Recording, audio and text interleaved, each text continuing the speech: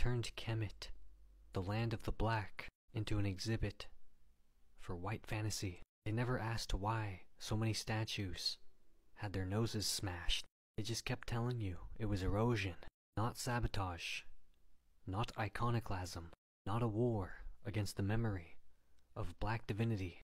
They said, we don't know what happened to the people who built this. You're looking at them. You erased them. Now you ask where they went? If it weren't for the Rosetta Stone, we could not read the ancient Egyptian hieroglyphs. It so happened that a relatively late period of Egyptian history, when the Greeks were running Egypt, the Ptolemaic dynasty, that they wrote down a stela in 3 languages, in ancient Egyptian hieroglyphs, in the more recent form of ancient Egyptian called hieratic, and in Greek. And that gave them the key. From that, our whole knowledge of ancient Egyptian hieroglyphs has arisen. Isn't it amazing? One stone. One stone gave us access to that wisdom and that ancient world. Maybe not complete access. I think there's a lot that's not understood in the ancient Egyptian texts, particularly their exploration of death and what happens after death. They put their best minds to work for thousands of years on that problem, and they came up with all kinds of interesting ideas. But at least, thanks to the Rosetta Stone, we can read their texts. We can read the ancient Egyptian Book of the Dead. We can read the Book of what is in the Duat. We can read the pyramid texts. What if I told you that one of the greatest civilization in human history, Egypt, has been misunderstood and whitewashed by European scholars for centuries? That the greatest minds who built pyramids, mastered science, math, medicine, have been erased, dismissed, or replaced with myths to fit a Eurocentric agenda? Recently, a white teacher said it out loud. In the video that I'm going to play you is about this white teacher talking about Europeans never understood Egypt, but they did everything that they did to make sure it is whitewashed. He admitted what many have known for years. Europeans never really understood Egypt. And they rewrote it, they rewrite the history, they erased, they repackage it, they stole it, not just the artificials, but the legacy. This is bigger than Egypt. This is about the pattern. When white people control the narrative, they erase others and put themselves at the center. Before I get into this video, I want to play you this video that I featured of this white teacher. I know you have come across him, but I want you to listen carefully on what he's saying, talking about how white people never understood Egypt and how white people erased the history to their favor or rewrite the history to their favor. Let's watch this clip and then come back here and talk about it. Europeans have never understood Egypt because Egypt was never meant to be understood by thieves. It was meant to be remembered by its descendants, by the children of the Nile, by the ones who didn't flinch when the stone stares back, by the ones who still walk like pyramids are watching. Europeans looked at Egypt and saw mystery because they couldn't recognize memory. They saw monuments, not meaning. They saw stone, not soul. They saw gold, but never the gods. Because you can't understand Egypt if you've never understood Ma'at, if you've never walked barefoot on land that speaks back, if you've never held fire in your hands and called it divine, if you think civilization means columns and columns of white men naming things, Europeans have never understood that the pyramids aren't just tombs, they're time machines. They're star calendars, they're sonic equations in limestone, and they were not built by slaves. They were built by scientists, masons, farmers, engineers, all black. Europeans couldn't accept that, so they rewrote it. They said aliens did it. They said Afrocentrism was a conspiracy. They said, well, actually, Egyptians weren't really African because their empire collapses the moment yours stands tall. Egyptian medicine used copper sterilization, prosthetics, brain surgery, and birth control 2,000 years before Europeans stopped blaming illness on demons. Egyptian astronomy charted Sirius B before the invention of the telescope. Egyptian theology created a moral structure thousands of years before the Ten Commandments plagiarized it. Egyptian art obeyed sacred proportions, while Europeans were still drawing stick figures on wet limestone and calling it prehistoric. The Rhind mathematical papyrus outlines base 10 arithmetic, fractions, geometry. The Moscow papyrus explains volume calculations for pyramids. These were not just artistic societies, they were scientifically encoded civilizations, and Europe never caught up. Even the language, Medu Necher, was so complex, it wove phonetics, ideograms, spiritual grammar into every glyph, each word a code, each phrase a ritual, each sentence a prayer. Europeans didn't want to read it, they wanted to own it.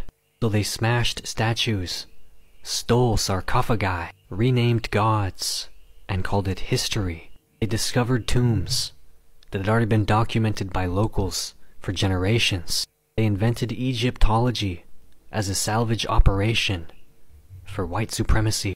They turned Kemet, the land of the black, into an exhibit for white fantasy. They never asked why so many statues had their noses smashed. They just kept telling you it was erosion, not sabotage, not iconoclasm, not a war against the memory of black divinity. They said, we don't know what happened to the people who built this. You're looking at them. You erased them. Now you ask where they went? They didn't disappear. They didn't vanish.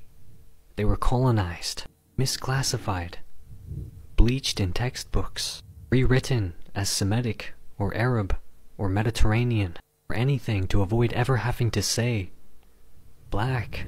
The truth is, Europe has never understood Africa because Europe never intended to.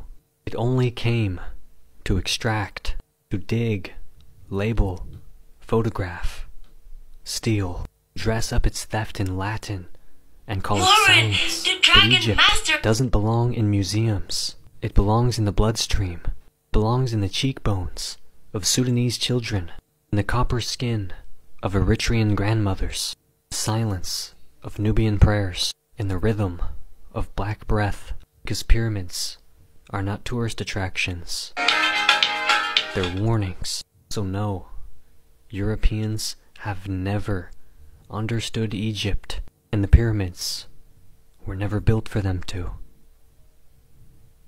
Cope. You're gonna be really mad that I pointed this out, but have you ever noticed all the guest speakers on Ancient Aliens are really white?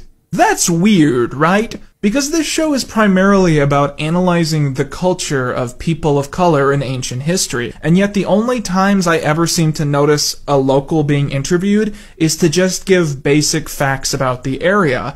The locals are never the people claiming that it was actually aliens. The show is still on the air, it's got almost 200 episodes, and they're still making more of them, so I'm sure there are exceptions. But anytime I see it on TV, it's always a white dude describing things that non-white people did, saying that it was impossible for how undeveloped they were, and then saying that it had to be aliens. How could the Easter Islanders have invented their own writing without some other cultural influence? They're doing things that would require precision work. How could they have had these advanced machining tools? The one answer would have to be they'd gotten it from ancient aliens. The Mayans could not possibly have developed these systems on their own, so it is clear that they were given to them by aliens out there. Of course, the ongoing narrative of these moments is clearly a somewhat contradictory lack of respect for these civilizations and their people. Their art is interesting enough to analyze, their accomplishments impressive enough to praise, and yet the hosts always come back around to directly or indirectly saying that they were too unsophisticated to have accomplished any of this without outside help, which is an opinion that they never seem to come to about European churches or castles or anything like that. Clearly, someone told the local people how to place these stones into different areas. So you're surmising the technology was given to these people? The engineering knowledge, because this screams mathematics. I will certainly concur to this extent. Someone or someone had extraordinary knowledge here. This is not easy to build. No. The funniest thing about this show to me is that if you believe all of these guest speakers, and you think that 90% of the accomplishments of people of color were done with the help of aliens, and meanwhile we have Stonehenge and nothing else, doesn't that imply that aliens don't like white people? I mean, aliens were going across the globe throughout all of early civilizations and meeting with all these different people and helping them invent things and helping stack structures and building pyramids for them, except for us. What did we do? What did we do that made aliens avoid talking to us for the rest of human civilization? I posted that joke on Twitter, and a couple select people got really, really mad. So now, in my ongoing fight to make everyone on the internet mad, I'm officially selling Aliens Don't Like White People merchandise on Redbubble. Get yourself some Aliens Don't Like White People t-shirts, coffee mugs, blankets, shower curtains. Deliver this message to the world with the utmost pride. Link in the description. Anyways, y'all want to see some alien titties? Within these caves are different murals. Because the Arabs are not Egyptian. Don't make any mistake about that. It's just like we're in this room here. This is America. It would be hard to find a Native American in this room. The world has changed dramatically. There have been half a dozen invasions of Egypt. The Persians, the Greeks, the Syrians, the Persians, the Greeks, the Romans, the Arabs. That is not Egypt. Egypt is no longer Egyptian. They have not a damn thing to do with the building of the pyramids. We now have hard proof, very hard proof, that Egypt was African when the pyramids were built. The white scientists go into the temples of Kemet to excavate and clean up the walls and temples and make them visitable and inhabitable. They are changing the color of the actual paintings of the Africans on the wall. There was an entire report that came out how the scientific excavators in the temples of Kemet were lightening up the images on the wall, the Medu Neter. So you have black images and they're using chemicals that actually turn the black image tan. Professor Smalls told me when he went to study over there, he said the reason why we over here in the West are so caught up with ancient Kemet is because the seeds of Kemet, after Kemet was destroyed, all were driven to the south and to the west of Africa. And during the time of the slave trade, the strangers were the ones that they gave up first. So the people who actually are the ones that were brought over here were the remnants from ancient Kemet. They too, the people of Mali and the people of these areas that you're seeing with the Dogon, they say that the Dogons themselves are the forgotten parts of those tribes that actually ended up or who were driven out. The people in Egypt, they believed in what's called Kemet, the people that existed before the Egyptians. When we hear these stories about the Great Pyramid being a tomb for the pharaoh, it's worth mentioning that even the locals didn't believe that. The saying that the pyramids were built to be tombs for the pharaohs wasn't even developed until 150 years ago. That's it. They were taught Kemet. And it's worth mentioning that when you go through inside these pyramids of Giza, there's not one single glyph in any of them whatsoever. There was never a mummy found in any Egyptian pyramid ever. Quite literally, the only reason why we are told this stuff is because that was the theory developed by these men that went in there and said, I believe these must have been for the pharaohs. That makes sense. So it's all just one group of people had one theory and that theory just stuck around. 100%. But the CT scan has one more surprise for Alejandro. Shammai's ethnicity. Well, they have just told me that Shammai had a Nubian feature, which means that their ruling family was probably Nubian, and that was unexpected. Examining Shammai's anatomy closely, the thickness of his bones and the shape of his nasal cavity, the anthropologists think he was a black African, likely from neighboring Nubia. A huge revelation that challenges the prevailing image of the Egyptian ruling class. We always thought the ancient Egyptian elite were Mediterranean type, and in this sense, Shemai is representing the society of the frontier, in which different ethnic groups were mixed. At the end, it doesn't matter the color of your skin.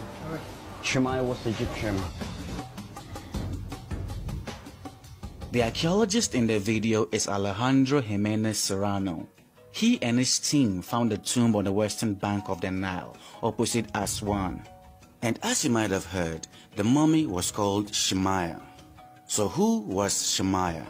Not much is known about him, but the little that we know is that he was an ancient Egyptian official. Greatest genius when it came to the building of the pyramids, do you know what those are white people, by the way. White people.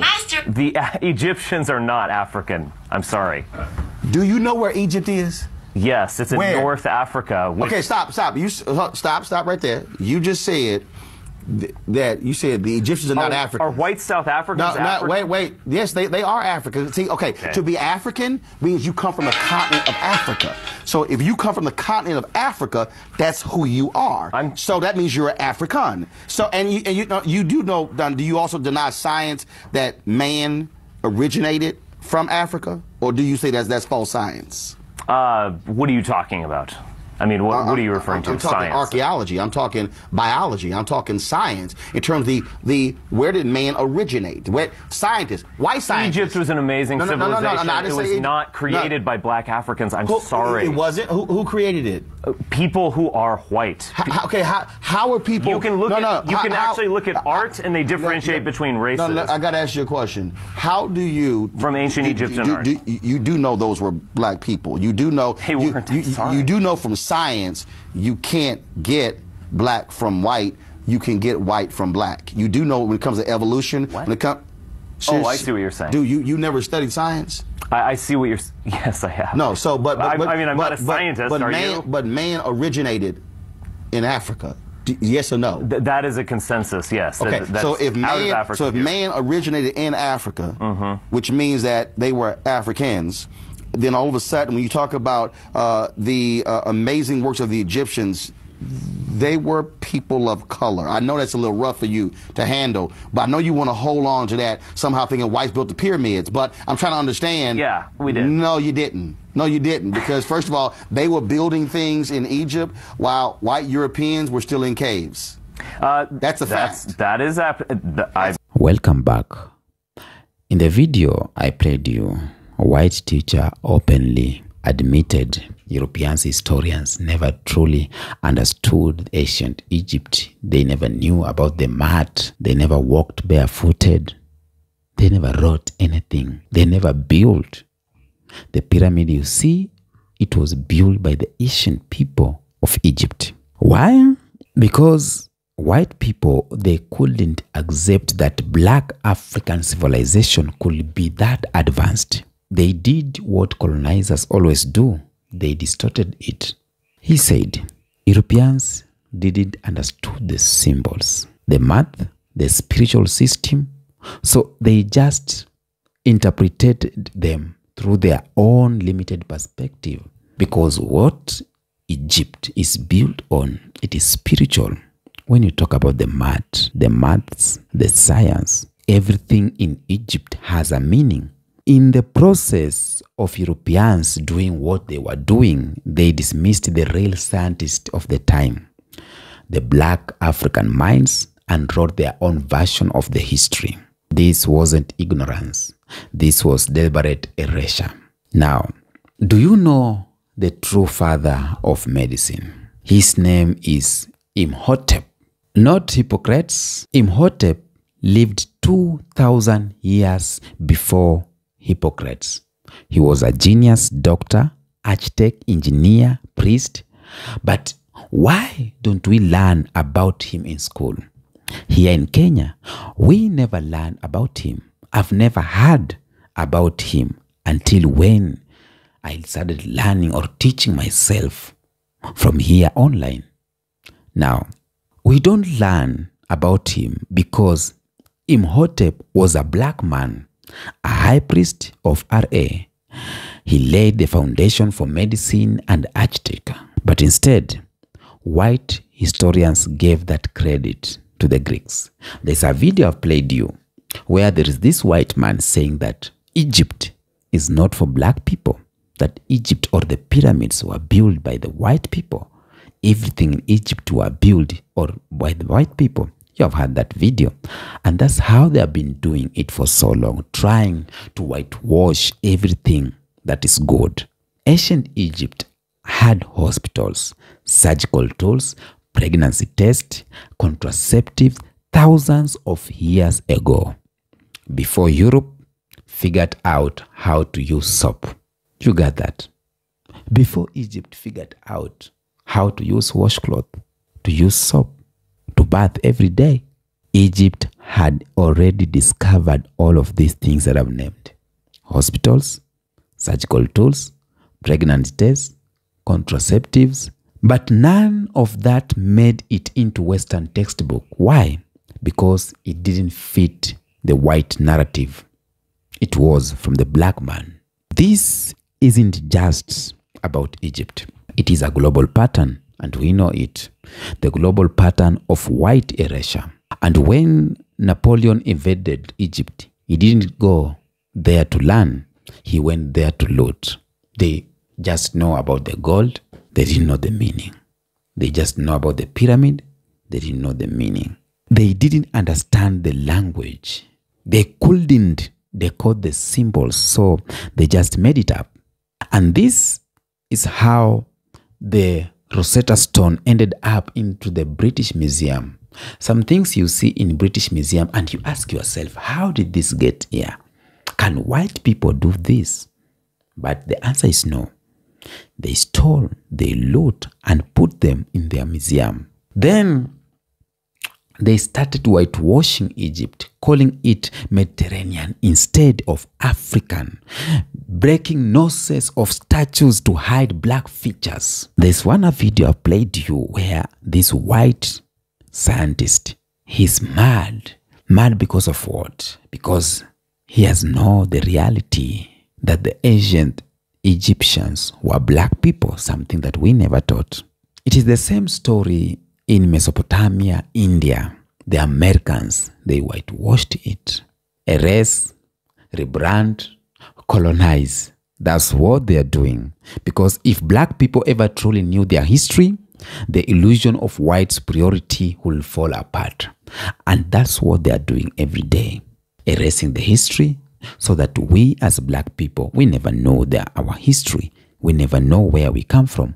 We never know what we are capable of. Because if these things were in Egypt back then, that means black people are capable of doing a lot and a lot of wonders. But they never give us chance. They never want us to get into this laboratory enhanced so that we can do our magic as we have been doing thousands and thousands of years ago.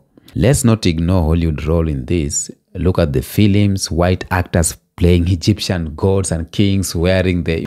You have seen the videos, the movies. Movies like... there's this movie, Prince of Egypt, if I'm not wrong, and Exodus, gods and kings. These movies, they have zero black faces. Only white faces portraying that videos. That's how they're whitewashing that. When you watch that movie, as we have been watching white Jesus, knowing Jesus is white, now we know Egyptians are white people because of these Hollywood films they are creating. They erase black presence in Egypt because it doesn't fit the white fantasy. Because Egypt is proof that Africa was powerful, intelligent, and sophisticated without Europe. And that is so dangerous to white supremacy. But things are changing. Things are changing. Young black scholars, researchers, and creators are reclaiming Egypt. And the truth is coming out louder than ever. One day I said, the power is shifting. Sooner or later, things are going to change. Now, why does this matter today? Because when you arrest someone past, you shape their future. You shape how they see themselves in the present and in the future. If black kids grow up or hearing about slavery, colonization, and poverty, they limit their dreams. Come on. In Africa, everyone think going to America is making it big. Everyone think going to a white man's land is making it big. We have limited our dreams because we know about white people coming to Africa, colonizing us, giving us everything, giving us firearms and everything. We worship white people as gods. A lot of black people here in Africa do that because the history we are being taught is about what? Colonization. It's about what? Someone came and discovered Indian Ocean. Someone discovered Africa. Columbus discovered America. Oh, Jamaica. Even the things we know, the mountains we see, the oceans we see, it has been whitewashed that it was discovered by a white author, or had hearing about Dr. Livingstone coming all the way, discovering Fort Jesus. How can you discover something that when you get there, people were living there? But because you wrote it down and gave it to us to teach our kids, that's how it is. That's what white institutions fought so hard to control the narrative. Because once black people reclaim the truth, they rise. And when they rise, white fear kicks in. Here is the truth. White people never understood Egypt because Egypt wasn't there to understand. It was never European. It was African. It is African up to now, and it will always be. We are reclaiming it, not for revenge, but for restoration. Taking back Quintip or Quintie, taking back the black legacy of Kemet. You have heard about Kemet, eh? So we don't need white validation. We only know the truth, or we already know the truth. Now it is time to teach it to the world. It is time to teach it to our kids. And that's why it's important to teach our kids the history of black people. Don't let your kids fall in this trap. Don't let your kids fall in this trap. Let's put these history books in our library. When they deny us to learn in schools, let's teach to our kids. And that's what's happening too. I love about Chinese, Koreans. They teach their kids the culture, the history, and everything. A lot of these Japanese, Chinese kids, these Asian, they don't whitewash their kids. We need to take charge. We need to speak out. We need to reclaim. If this video spoke to you, comment and please share the video. For those who are sending me super thanks, thank you so much. And that's for supporting me. Let's bring the truth to the light, because we are not letting anyone rewrite our story again. Time must change. The next episode. Peace out.